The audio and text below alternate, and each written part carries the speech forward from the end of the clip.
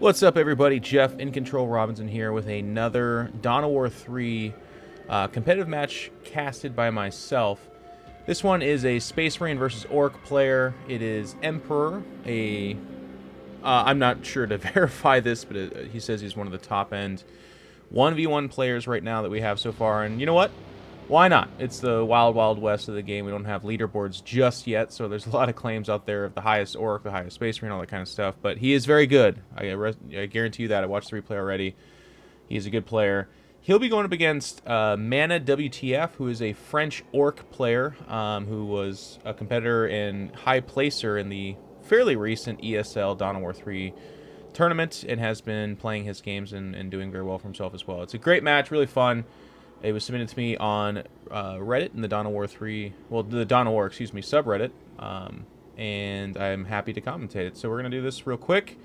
Well, quick-ish, I guess. I like to break this down, and I like to take my time. We do something a little bit different, too, here. I want to analyze just kind of the beginning openings, looking at the setup from these players. Now, Emperor has gone with Jonah, Angelos, and the Venerable Dreadnought, and then if you look over here at his doctrines, we've got when scouts are stealth, they do bonus damage on their initial attack. That's really good. That'll super come into play in a little bit, and I'm excited to talk about why. Emperor's Influence reduces the ability cooldown of Plant the Standard. This is something we're seeing more of, too. Players are starting to use the Standard in a lot of really cool and creative ways. Obviously, it's a immediate buffer to the fight, but it also has its own pseudo-Jonah, grab ring that is being used really cleverly. In conjunction with a lot of the powerful assault guys that we have Space Marine players utilizing. And then Ablative Armor on Land Speeders. Land Speeders gain a shield that regenerates. This is really nice for their survivability. Obviously, they're fairly delicate without this, but they find themselves in that role of like 2, 3, or even 4 Land Raiders, or excuse me, Land Speeders going around and picking off, cleaning up objectives, and just being a nuisance. With that shield, they are just that much more survivable and able to accomplish those tasks that much better. But it just kind of speaks to the play style of Emperor here. And then just going through the elites, this is something we're seeing more of. Staying away from your like Paladins or your Solarias and sticking more to the mid-game. We have a 3, a 4, and a 7-point elite setup. Very strong mid-game here. Jonah will obviously have the ability to show up fairly early on and act as like a kind of like a weird boy in the sense that it has a nuke and some lockdown. I love the lockdown that we're seeing from a lot of these players. It's really creative. It's really awesome. And then Angelos is a question mark for me. I mean, we see he's very common, very typical.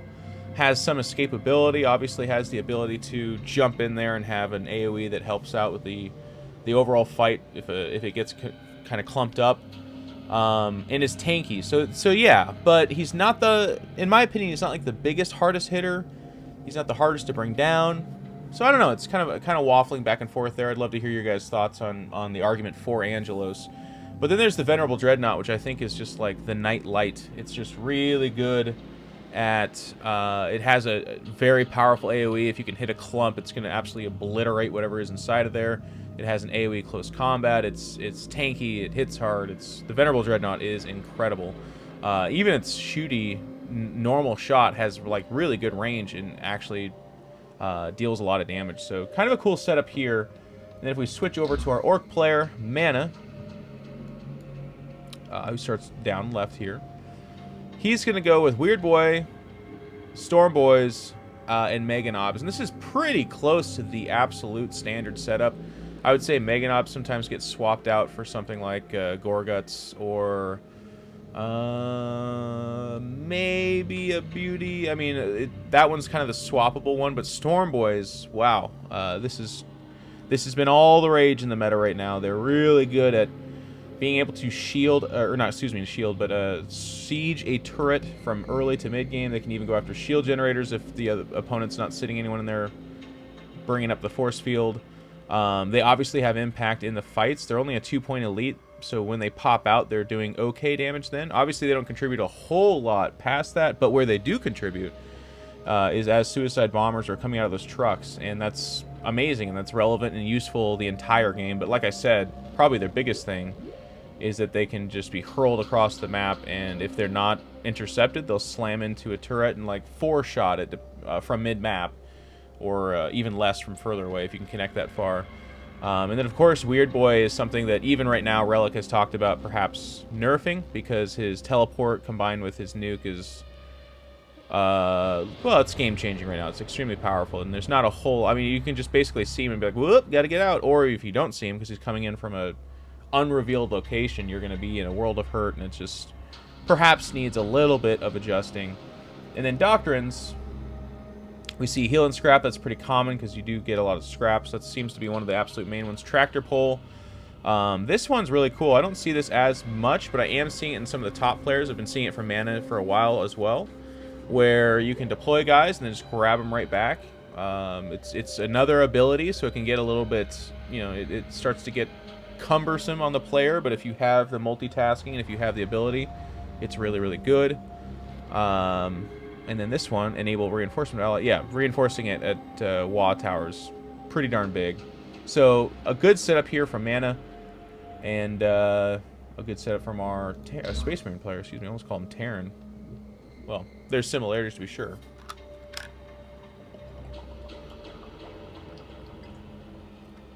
Okay, I'm hydrated. Hopefully you guys are as well. Let's get it started. So right off the bat, obviously one of the first things we're going to see going on here is going for those resource nodes. But I like kind of seeing the style here. There is a bit of a... It's kind of settling in the meta that what you should do is go for the forward-ish one. Start setting up your barracks, your boy huts, that kind of stuff. Mana goes for the high ground here. I think this is a little bit more common and perhaps strong. However, Space Marine players have bigger buildings. It's a little bit harder to stack them up here. So this seems to be kind of the normal place for them to go for. Right outside the shield generator. It can actually act as a buffer, by the way, for Storm Boys trying to slam into the shield generator. The other option here, of course, is just to put somebody in there and pull up that force field. But that, too, is temporary. He's going to opt for Assault Marines here right off the bat. Also standard. Some players are starting to kind of sneak out some scouts. They're a little bit more inexpensive. And still we see TAC Marines at the early stages as well, but I do like this, just going straight for Assault Marines. I'm a little bit curious about not using the drop pod right off the bat, and of course that's one of the costs, I think, of just going straight for Assault Marines, excuse me. They're just that much a little bit more expensive, so you can't quite have an orbital as well. A little bit of an awkward slap fight back and forth. That's one thing, by the way, I wouldn't mind them looking at Relic. It seems like the damage between workers is so laughably little that it's like, why does it even exist? If you're going to have it that little, let's just go ahead and not have them attack at all or something. I mean, I guess there's going to come one day where a worker, like, hits the final 5 points on an elite guy, and you're like, oh my god, player of the world. We're just going to like run around screaming and crying for a while. You can already see, though, that Emperor and Mana have split the map. This is not the biggest of deals in terms of who it goes to right off the bat, because most people are not going to invest in getting that elite point. So it's almost a formality to control it. It's a nice, like, little vision thing. If you do go for it, that can be crazy. But we're going to have the Assault Marines kind of swing around the left side. This is going to be a theme in Emperor's play that I absolutely adore.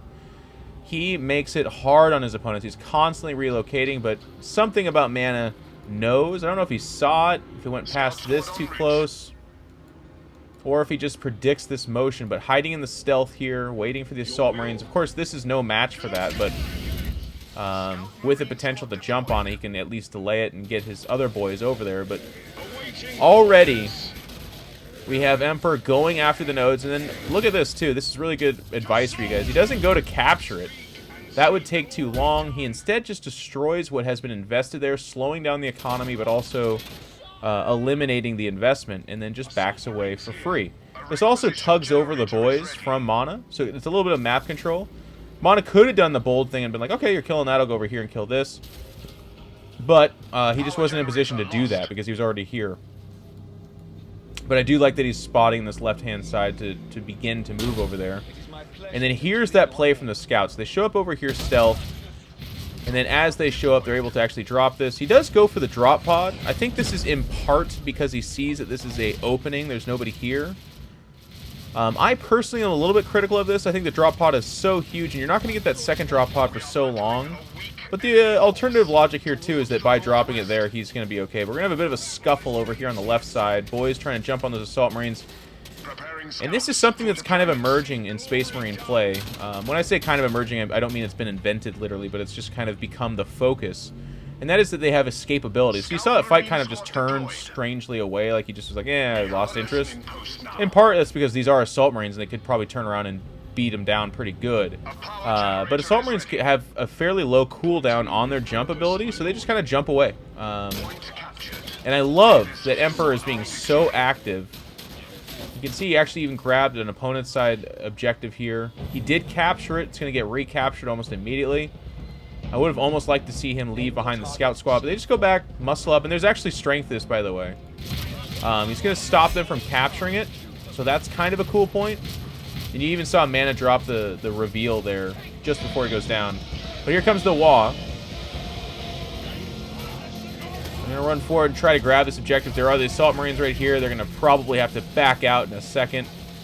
And that's exactly what they do. In fact, they use their smaller jump unlocked at 8th level, I believe it is, that allows them to do damage as they pass over. They kick them with their little feet. They're like, take that, you dastardly green man.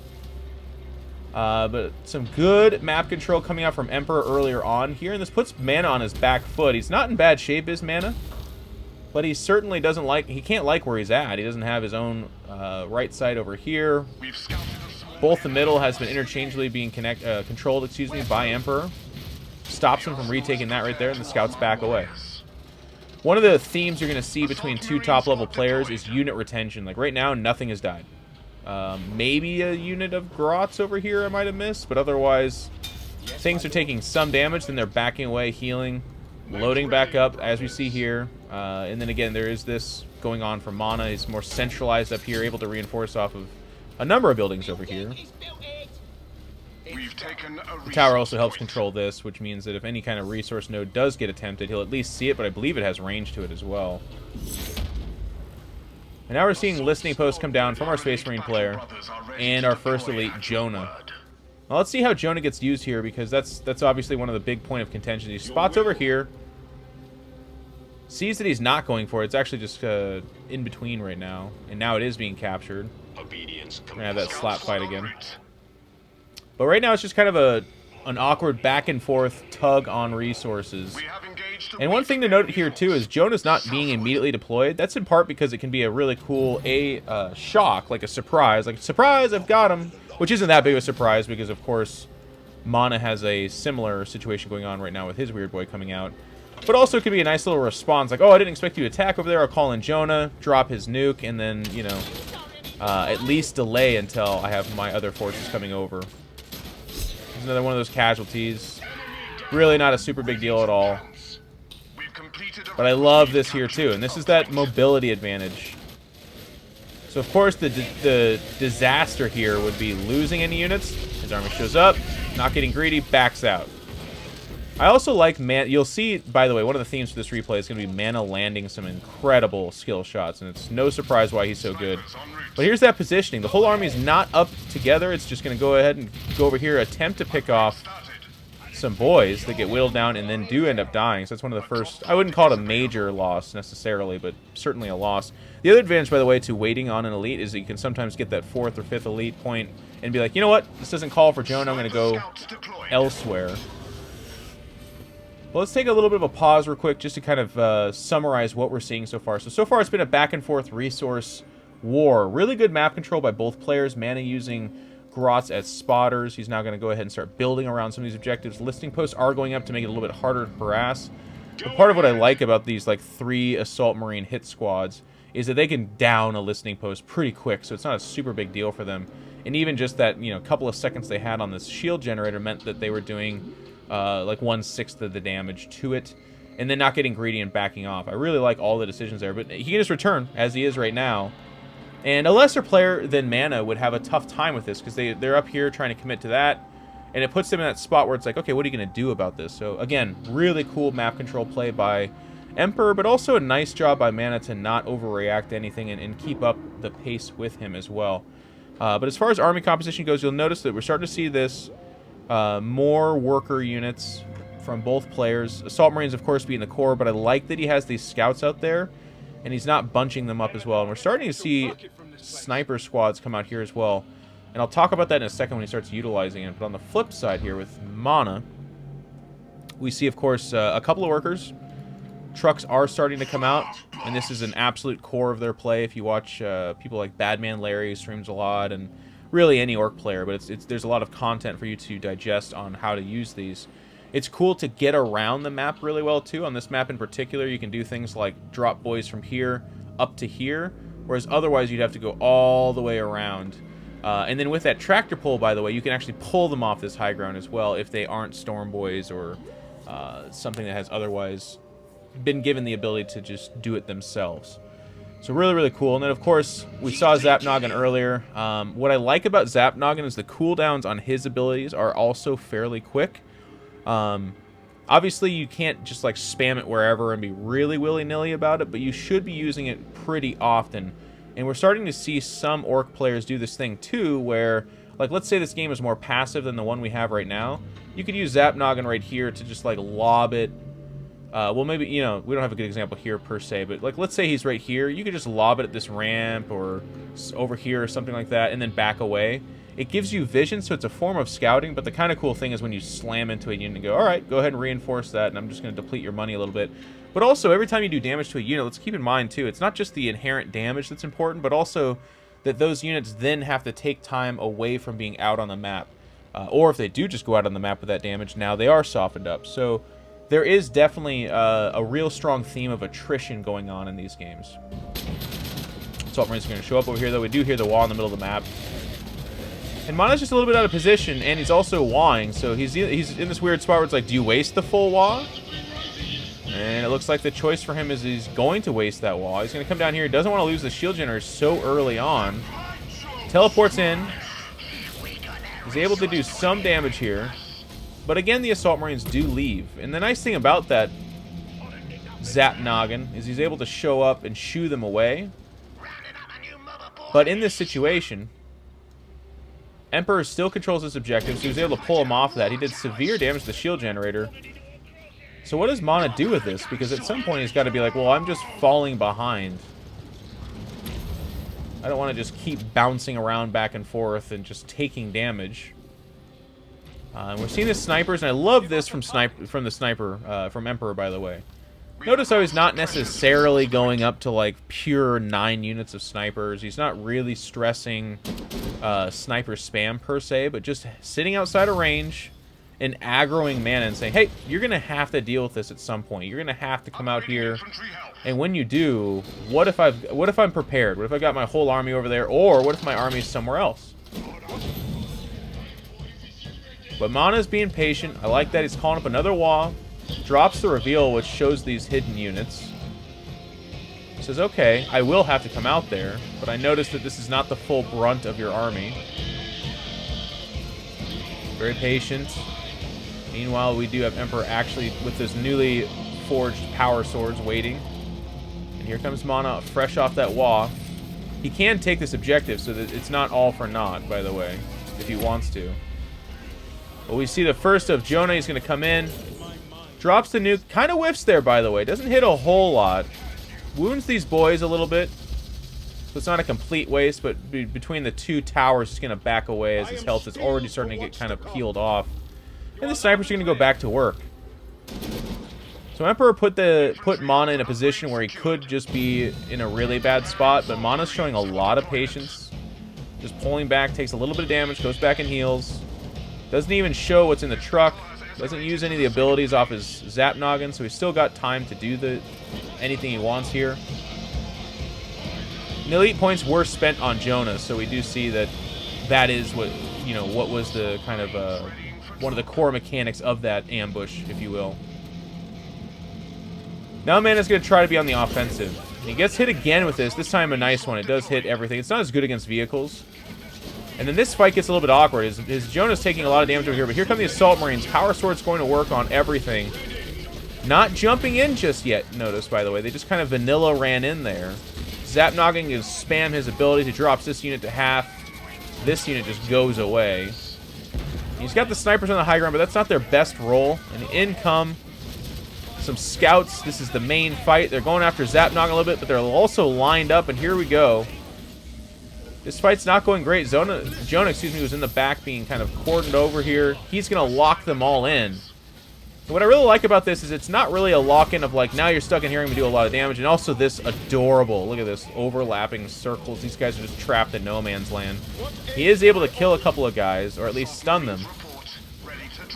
And he's just controlling the pace of the fight. Like, this was a losing fight for Emperor, but he's able to just basically partition off certain segments of the fight, make it more manageable, and not necessarily win by a large degree.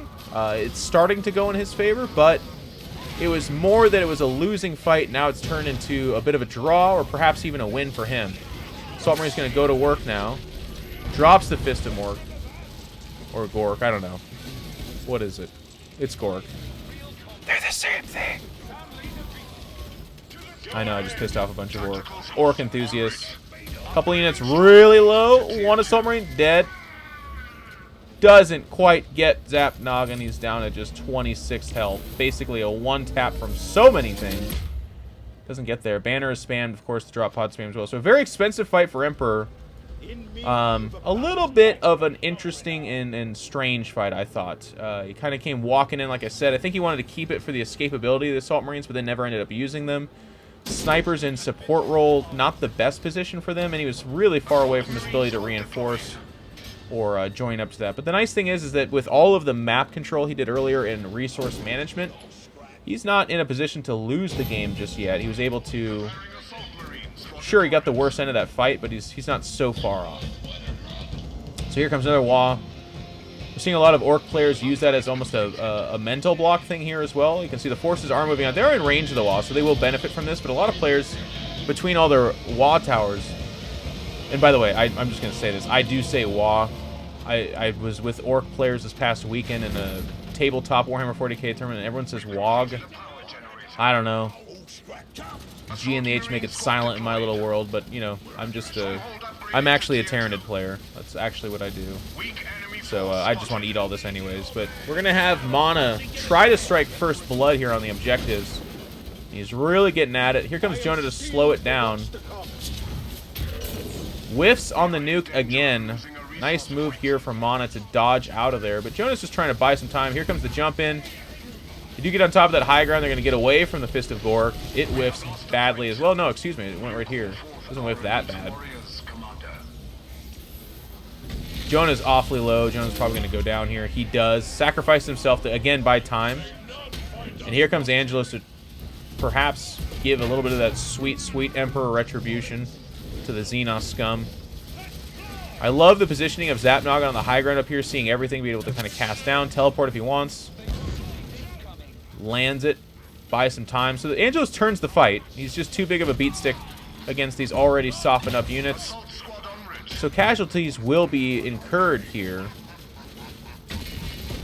Kind of whiffs on that against the Assault Marines. Meanwhile, in the background, we had an Assault Marine squad destroy this as well. And that's just a huge and awesome theme that we do get from Emperor. He doesn't often have his entire army in one spot. This is a little bit of almost like a Q mishap. He's like, you know what, you guys go after the other one, and it turns out I'm walking through your entire base. But he is able to escape with the double jump there. Or is he? He's going to contribute to this fight, I suppose. Zap Noggin's still back here. Assault Marines solo. Oh, they're going to get out. And Angelos, you know, as I said, what is his role? Well, in this position, it's pretty darn powerful. He just shows up. He is a beefy, just pillar of a sexy man. Able to drop the hammer in ways that we all wish we just could. But Zap Noggin, you can see, as long as he's not taking all the damage to his grill, is able to deal out a lot of damage because his abilities, again, the cooldown is just so short. And all of a sudden, Gabriel, did you overstay your welcome? I think so. He goes down. And his death is almost going to guarantee that this shield generator will go down as well. So what do you do if you're Emperor? You know that you both have depleted a lot of your forces. You're going to go after this building. You can see their damage is so quick that even just kind of ignoring the Wah Tower, they're getting a lot of work in here. And again, their escapability. So long, sucker, they say. Shield generator taking a little bit of a while to go down, but it will die. Wouldst thou cast the holy standard? Now, Emperor is perhaps for the first time on the back foot. They both have traded shield generators, but certainly you have to feel like the momentum is going in favor of Mana right now with his ability to now push into this objective. The foe would destroy a requisition. Whereas this shield generator is tucked behind their entire base, and you at least have to contest with the wall towers. I think that's a very powerful thing about orcs, is that they, you know, they don't pack a wall up. They're not the most beefy of structures, but they are just there at the very least. You cannot just ignore them. And again, we see this from Mana. He's able to destroy, actually not all the nodes, but one of them. I think he might have pulled back a little bit too soon. I guess he was worried about this action. But just disrupting the economy, not actually going for the cap. And now these Assault Marines are going to swing in here, and they do have those power swords, and I love this move, too. This is really surprising. So it's not the best anti-infantry against these really beefy guys, but with their power swords, they're able to do a lot of damage. Mana immediately locks it down. Another drop pod comes in. All of a sudden, this is very, very real. All of a sudden, this turret is in a situation where it has to use its abilities. It's going to weather a little bit of the storm. But the Assault Marines are going to get their pound of flesh, even in retreat. Oof. Or they're going to try for their pound of flesh. They don't actually get it. They're going to want to get out of here pretty soon. So again, good defensive play for Mana. And he has Jonah available, but he's just not putting him out there. I kind of like this still. This is still the situation where it's like, I can make him show up where I want him to. So there's some advantage to that. At this point, he's already been called up, by the way, so it doesn't cost you any elite points. I think I would have called him in here or something like that. Maybe he does in a second. There's that tractor pull, and there is Jonah coming in, backed by our first Dreadnought.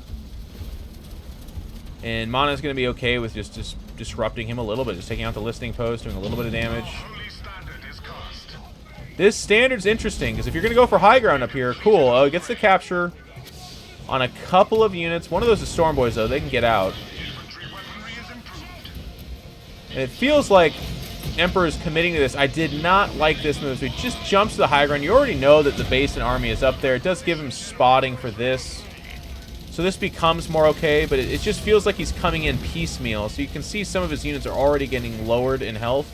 I feel like if he shows up in force and is able to drop multiple Assault Marine pounces, he's in a better situation. But this kill can not long for the world.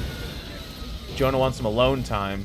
And this has been excellent play by Emperor, constantly locking down key units and then destroying them. But it does delay him here as well. I would have liked to have seen him hit this, as opposed to just kind of pushing up against the wall. Storm Boy's awfully low. Doesn't end up getting the building. Now he does. And this Dreadnought also... Well, no, it's going to be okay. Maybe. Pulls up with the Flamethrower. Pushes back the Orcs. High ground is all of a sudden Emperor's now. SWAT Tower doing what it can. Angelo's Cable coming in. There's the nuke.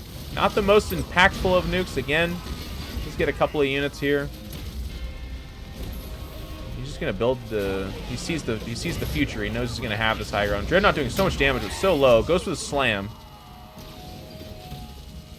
and then ends up enjoying a second death in the name of the Emperor here in a second, I believe. Jonah and his little baby and a speeder and a Dreadnought. This is like some kind of metal album. This is the next Dragon Force album. That's the cover art for it. Angelo shows up. Man, this Dreadnought solo finally goes down to the Fist of Gork. If he can get this high ground, it's pretty nice. The thing is, though, Orc buildings are fairly replaceable. Obviously, it's not great to lose them. You can see he's already quickly rebuilding back here. I mean, this was built in the middle of the fight. And here come the Mega Knobs. And I do believe Emperor has overstayed his welcome. Like, this is not a snowballing force. He loses Speeder essentially for free. I would have loved for him to just disengage from this and be like, okay. I mean, Angelos is really durable, don't get me wrong. But, you know, by himself, he doesn't do that much in terms of, like, going through buildings or getting objectives. So this is just a huge risk. And now the Mega Knobs do show up. trying to body block, but he's, of course, got that classic flipping Terminator armor. You guys all know the story so well. But always doing other things. And here's these force-fielded land speeder. It does have the multi-melt upgrade. I actually really like that sound, by the way. Some people are saying they don't like it, but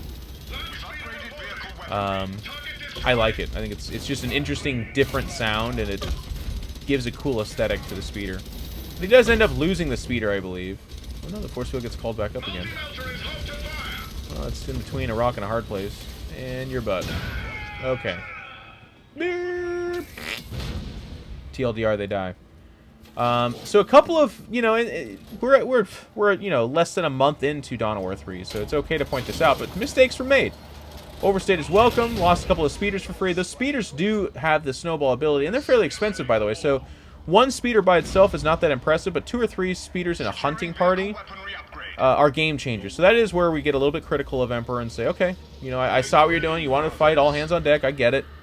But in doing so, it took away your ability, which, you know, you have an entire doctrine planned around, to be harassing the backfield. And I think there's a lot of guys out there who probably have faced Emperor in a situation where he's not so wasteful with the speeders and know the pain the speeders can cause.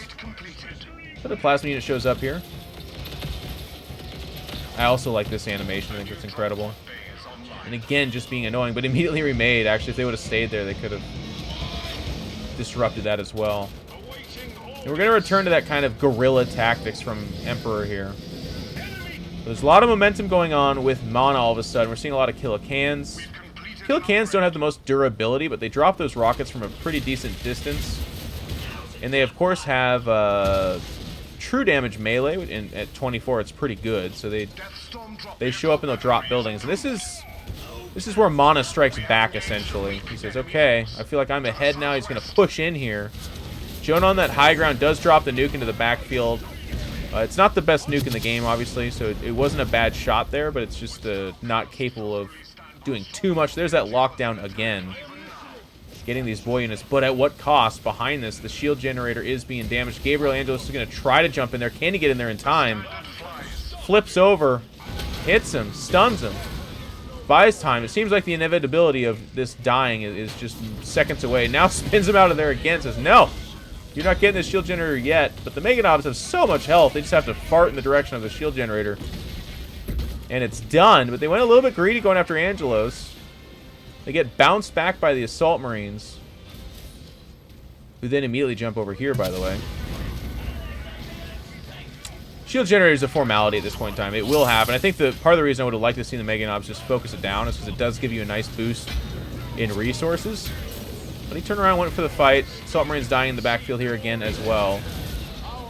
But Gabriel Angelos making his presence felt, by the way, right? Like, again, I was kind of critical of... well, not really critical, but I was posing the question of how valuable is he. In this game, he's been very invaluable. The Manawtfs, though, an incredibly powerful elite choice. It's really tanky. They're really akin to, like, Assault Terminators. Different in a lot of ways, obviously. They have a lockdown as opposed to mobility. Pretty cool. Assault Marine unit's going to lose again. See, this is the kind of stuff that I think that players are going to have to get really good about. This guy is not contributing to the fight. His DPS at this point in time when you're on a single model like that is really, really low. And rebuilding that unit is infinitely the better choice as opposed to just losing it. So we're going to try to see more people get away from stuff like that. Now, obviously, it's not like we're sitting here telling Emperor this. He wasn't in-game going, nope, I want that single Assault Marine to do what it can. He was just doing other things. That's the beauty of RTS, is they stress you. We're going to have that ultimate ability called down here. A single Manawtf trying to carry it around. Jonah's like, no, man, I'm going to take this for myself. Shut it down. And all of a sudden, when your rocks turn against you... He's going to try to get out of this. And in the future, there is nothing but war. Again, a little bit preemptive here. Does it get him? If it gets him, it's good. I don't think it does. And that's where a little bit of stuff is starting to hemorrhage off. We're seeing Emperor lose a few units, lose a few speeders. drop down some abilities, over pursue. So they're not in and of themselves the worst mistakes, but all these mistakes are starting to mount because with Mana, we're seeing him land the skill shots consistently. We're seeing him not overextend. And we're seeing him slowly start to edge an advantage here. I mean, this, again, like I said, it's misleading. You look at the map and you see Emperor controlling more resource nodes, but to be truthful, this has never really had an impact. It's been about these resource nodes, where Emperor has been good, and his harass of this one has been felt. It's still not fully realized. But all of a sudden, we're going to have this little kind of calm period. It's loading up a... He's got a drop pod, excuse me. Still not unlocking the third one, just because they've been spending so much money fighting back and forth. And he's starting to have some of these tax squads come out, which, you know, they're looking to be buffed, by the way, towards the end of the month. That's one of the things that's been mentioned. They're inexpensive, and they can be customized. Flamethrower is really good against hordes, obviously, which is a little bit less relevant now. Because Mana is moving away from that kind of a thing. Still good, though. The DPS is fantastic. And then the Plasma does a good job of dropping buildings fairly well. But they're both fairly expensive upgrades as well. So it's like... does something for a similar cost just do a better job? Remains to be seen. He's going to push in here. This is just a vanilla Dreadnought. I actually don't know where the... There he is. There's the Venerable. Drops the nuke. Boom. Hits the truck, though. I don't know if I like that. The shot rate here would have been really cool, because there's a huge cooldown, by the way. His gun overheats immediately. But he's going to be able to drop that damage here. Going after the kill can. Then the unit. He's just a wallop of damage. Look at that. That's just his normal shot. Everything else is going so poorly for Emperor, but he's sitting back here just chucking super heated globs of plasma. And its damage is being felt, but it's not supported very well. Dreadnought's still hanging on. Angelus actually gets dropped. And it just has a huge sense of desperation to this fight. Like, I don't know why we fought into the full teeth of the Orc player. Like, I'm even going to pause here to kind of talk about this, because I feel like this was a very defining moment. We can see Emperor dropping down to 18 supply. He doesn't have 5,000 in resource or something like that. Whereas, and this is actually not updated just yet. Let's see. Or is it? Is that actually the supply of the Orc player? No, it's still showing Space Marines. What? There we go. 62. That's what I meant to show. So 62 to 6 supply. Hugely in favor of our Orc player. And that was that was the losing fight, in my opinion. He shows up, he goes into the teeth of 2 or 3 wall towers.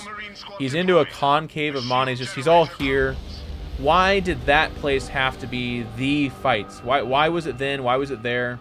Would have loved for something like, you know, Assault Marines over here to pull Mana away, then go after objectives. Stuff that he's been doing throughout the game. It just had this air of supreme desperation to it that I don't know the game actually called for.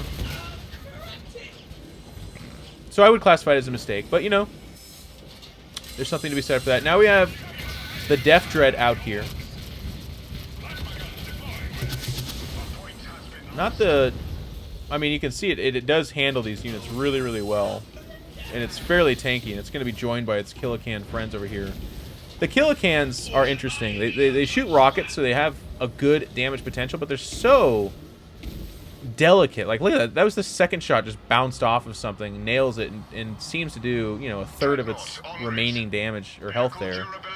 I don't know that they should be much more tanky, but maybe a little bit or something, because they seem to be good damage dealers, but if anyone just burps in their direction, they're just, well, I'm dead. Just keel over. So what do you do if you're Emperor now on the back foot? You're rebuilding, of course, looking to buy some time. Both of your kind of tanky damage dealer elites are on cooldown. It's going to go back to that Dreadnought. Dreadnoughts are fantastic. And here's him trying to do that harass tactic stuff, which I do like. Space Marines also, by the way, have such an incredible ability of like, hey, I'm harassing over here. You show up, and then 3 drop pods drop in your face, and his army's behind it, and all of a sudden you're being ambushed. Obviously, the elite choices here don't support this, but if you have like Terminators, they can teleport in. Just really, really cool stuff that they can do to really turn a fight. But this is the classic composition the Orc player is going to swing around to. We always start seeing these big track with the super cannons, able to siege the turrets, which, by the way, with the Storm Boys, he has not been really softening up the backfield here. But unfortunately, this is another place where Emperor was trying to rebuild. He's going to lose his arsenal. He's going to lose a couple of structures really quick. The turret doing what it can to try and reinforce this. And here comes Emperor's army. Now, we see a lot of games get turned around here at the turret. A couple of boy squads without any scrap there do go down quite quickly. Lockdown. One Dreadnought kind of cheating here, slamming through it somehow on the Mega Knobs. But this is a delay tactic, if anything. It's allowing him to kind of sit. But look again at Mana's patience. He's just sitting out here saying, sure, you can sit over there. I'll hit you with my long-range stuff. Jumps in there with his special ability as well. This is the rich get richer scenario where when you're ahead and you have all your elites out, the remaining elite points just go to you doing a awesome job of calling down things. Turret, not long for this world, is going to die. See how he kind of gets past with these Death Dreads? They do end up dying. Good shot there from the turret. Kills both. So an expensive shot. But Emperor still has to go back in and fight into this. And again, a lot of stuff low health. So that's nice. But, you know, Mana's got this in the bag. It's pretty clear. In fact, as you look at the situation right now, Emperor losing those buildings just doesn't have the ability to rebuild. And you can see he's stacking up money. This is the gentleman's departure. He says, yeah, could I be building some servitors and try to come back or spamming Marines? Yeah, but I'm dead. Let's just go ahead and end this. The next patch will have a surrender button. This is where that surrender button would be mega useful and relevant. The game's clearly over. It's not robbing us of any awesome fights. It's just speeding up the inevitable. So I'll go ahead and pause here and just kind of talk. Oh, what a beautiful shot here as well. But really nice, patient play from Mana this game. I thought he displayed a lot of the strengths of Orcs, landing those skill shots. Obviously, the Weird Boy skill shots, to a certain degree, aren't the hardest to hit. The cone nuke is pretty easy, but he landed a lot of Fist of Gork or Mork. I actually just now blanked on it. LOL. And those shots can be game changers. Obviously, they have a stun, they do massive damage, and they have AoE, so if you can put that in the right place, it does a lot of things. He also kept his elites alive a lot longer. In fact, I almost want to say he didn't lose any. Maybe he lost it. He might have lost the Storm Boys. He might have lost... Well, he lost a lot less. Let's just put it that way. But I actually really liked Emperor's gameplay as well, especially in the early game. I could see a lot of his opponents just crumpling under the pressure of that scout squad harass, followed by very mobile assault marines. He was doing a good job retaining his units at the beginning. It fell off. He started to make some mistakes, and he committed to a couple of fights that seemed to have low degrees of potential success and high degrees of disaster. And that was what ended up turning it around when playing against another top-level player like our Frenchman here, Mana, who has been showing off some fantastic Orc play. So hopefully you guys enjoyed this. I plan on doing more. If you're looking to submit replays for me to watch, I'll try to make a more official approach to this, but if you just see me posting in that Dawn of War 3, or excuse me, Dawn of War forum, feel free to respond to it and say, here's some stuff. I'll be checking game replays as well, and I've emailed a few people and asked for replays. They've done a terrible job of emailing back, but they're gamers, so they're bad at being adults, basically. Lol, nerds. And for me, if you're interested in watching more Dawn of War 3 content, I stream on Twitch at twitch.tv/InControlTV, and of course I'll be putting up more content here on my YouTube channel as well, so you don't have to go anywhere if that's something that seems interesting to you. Thank you guys for tuning in. Appreciate it, and I'll see you all soon.